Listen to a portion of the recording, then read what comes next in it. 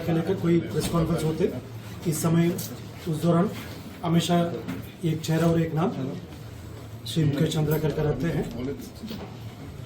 कभी भी पुलिस संबंधित कोई भी विषय है हम लोग प्रेस कॉन्फ्रेंस करते थे।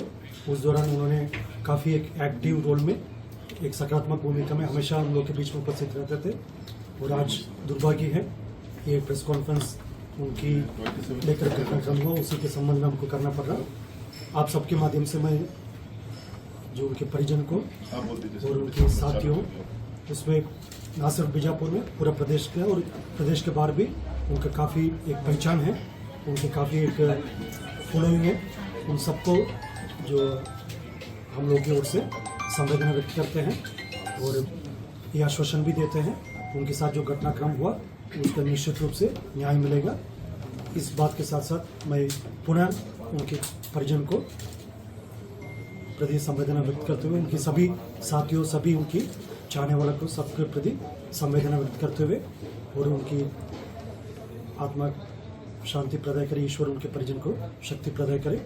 इसके साथ साथ जो पूरा घटनाक्रम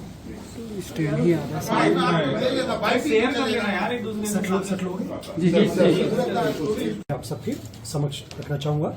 आज मेरे साथ डीएजी दंतेवाड़ा श्री कमलोचन कश्यप, कलेक्टर बीजापुर श्री संबित मिश्रा साहब, जो बीजापुर एसपी साहब जितेंद्र यादव साहब मेरे साथ उपस्थित है।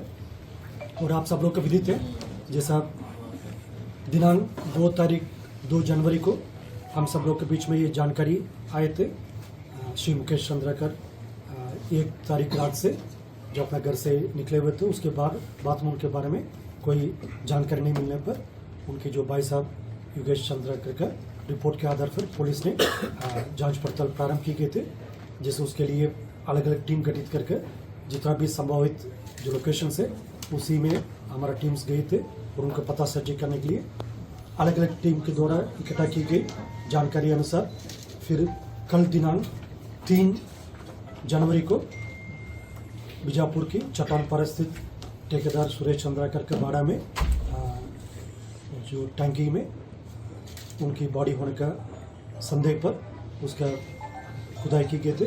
उसके पश्चात उधर डिनर वाला का जो दौरान जैसा रितेश चंद्राकर द्वारा ये बहस की जा रही थी, मुक्तान की गए थे। तत्पश्चात आज दिनांक 4 तारीख को पोस्टमार्टम के उपरांत आज उनकी अंतिम कार्यक्रम होता है, उसमें हम आप सब लोग शामिल रहा। और उसकी जो पूरा घटनाक्रम के बैकग्राउंड के बारे में मैं बताना चाहूँगा। जैसा दिनांक 1 तारीख को रात लगभग 8 बजे, जैसा भी समय अभी तक प्राथमिक विवेचना के आधार पर मैं बता रहे थे, जैसा और इन्वेस्टिगेशन कंप्लीट हो जाएगा, स्पष्ट समय ये पूरा उल्लेख हो जाएगा। लगभग अभी अंदाजा 8 बजे करीबन जैसे ठेकेदार सुरेश चंद्राकर के जो छोटा भाई रितेश चंद्राकर और मुकेश चंद्राकर के बीच में मोबाइल से बातचीत हुआ। उसके पश्चात लगभग 8:30 बजे के बाद दोनों रितेश चंद्राकर और मुकेश चंद्राकर जो बीजापुर चट्टानपारा स्थित ठेकेदार सुरेश चंद्राकर के जो बाड़ा में उन दोनों का मुलाकात हुई थी।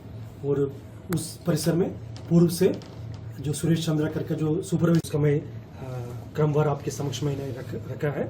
उसमें घटना जो स्पॉट में 2 आरोपी है, जो रितेश चंद्राकर और उनके जो सुपरवाइजर महेंद्र रामटेक के, वो उपस्थित रहा।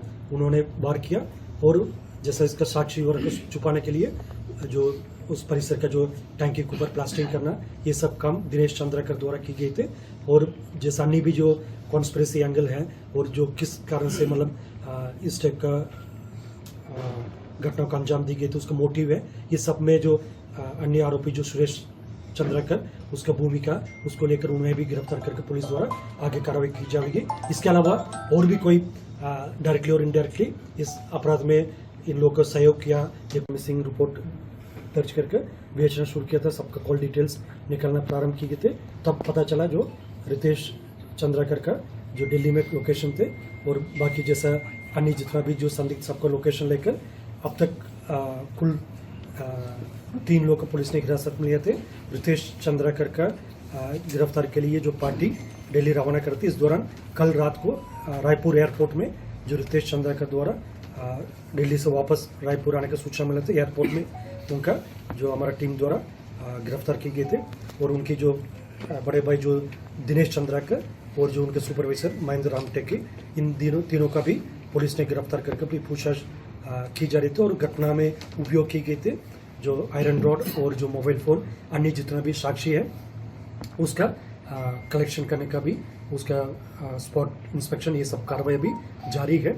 और इस प्रकरण की गंभीरता को देखते हुए इसमें अग्रिम विवेचना के लिए additional SP Mayank Gurjar IPS officer है, उनके नेतृत्व में 11 सदस्य का जो SIT टीम गठित की गई थे।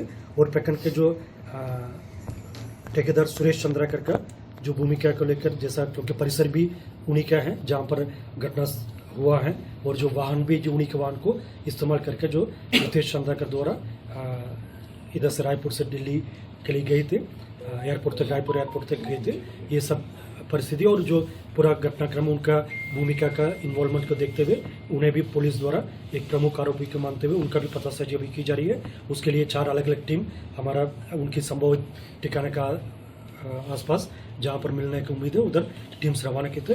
हमारा कोशिश है जल्द से जल्द उन्हें भी हिरासत में लेकर अग्रिम कार्रवाई करने का। अब तक घटनाक्रम में जो पुलिस की विवेचना में जो प्राथमिक स्तर पर अभी विवेचना, क्योंकि सिर्फ अभी आगे बढ़ते बढ़ते जो महेंद्र रामटेके और रितेश चंद्राकर द्वारा उस परिसर में जो लोहा का राड थे, उसी राड की लेकर मुकेश चंद्राकर की सिर पर पहले वार किए गए थे। और उसके बाद उनकी छाती और पेट और पीठ में भी जो लोहा के राड से वार किए गए थे। जैसा जिस प्रकार के चोट उससे अनुमान लगा सकता है, लगभग 15-20 मिनट में उसी स्पॉट में उनका मृत्यु हो गई होगा। उसके पश्चात जो बॉडी को डिस्पोज करने के उद्देश्य से दोनों महेंद्र रामटेके और रितेश चंद्राकर ने मिलकर जो बॉडी को उसी परिसर में जो टैंक थे, सेप्टिक टैंक थे, उसके अंदर डालकर उसके ऊपर जो लोहा का ढक्कन पहले से थे उसी को बंद कर दिया गए थे। उसके पश्चात रितेश चंद्राकर द्वारा जो अपने बड़े भाई दिनेश चंद्राकर जो जैदलपुर में, सुरेश चंद्राकर, दिनेश चंद्राकर और उनके पूरे परिजन जैदलपुर में उपस्थित थे, उनमें से दिनेश चंद्राकर को उन्होंने मोबाइल फ़ोन के माध्यम से घटना के बारे में सूचना दिया थे। उसके पश्चात दिनेश चंद्राकर ने जैदलपुर से रवाना होकर टुवर्ड्स बीजापुर आ रहे थे। और साथ साथ ये रितेश चंद्राकर और महेंद्र रामटेके ने भी इधर से बीजापुर से रवाना होकर टुवर्ड्स जैदलपुर जा रहे थे।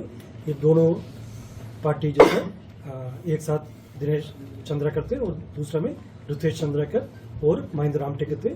इन लोगों की मुलाकात जो नेलसनार के पास बोदली के एरिया में हुआ। उसके पश्चात ये सब मिलकर वापस इधर आए थे बीजापुर। बीजापुर आने के बाद अगले दिन सुबह